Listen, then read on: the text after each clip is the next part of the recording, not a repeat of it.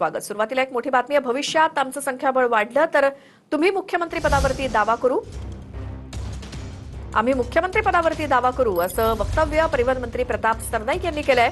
तर अशी वक्तव्य करून महायुतीमध्ये वितुष्ट कशासाठी असा सवाल यावरती प्रवीण दरेकरांनी विचारलाय। कार्यकर्त्याची भावना असते। प्रताप सरनाईकांना जर तुम्ही विचारलं तर प्रताप सरनाईकांना सुद्धा असं वाटेल की एकनाथ शिंदे राज्याचे परत मुख्यमंत्री व्हावे, परंतु ते होत असताना संख्याबळ महत्वाचं असतं। संख्याबळ जर आमच्याकडे असेल तर निश्चितपणे आम्ही मुख्यमंत्री होईल। त्यावेळेची परिस्थिती 2022ची वेगळी होती, आताची परिस्थिती वेगळी आहे। भविष्यामध्ये जर आमचं संख्याबळ वाढलं तर निश्चितपणे आम्ही मुख्यमंत्री पदावर दावा करू। मला वाटतं इच्छा प्रदर्शित करायला काही हरकत नाही।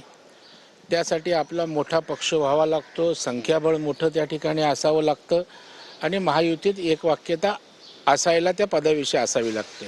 सर्वात मोठा पक्ष, जास्त आमदार, संख्याबळ देवेंद्रजींच्या नेतृत्वाखाली भाजपचा आहे, त्याच्यामुळे तेच मुख्यमंत्री राहतील ही वस्तुस्थिती मला वाटतं मान्य करायला पाहिजे।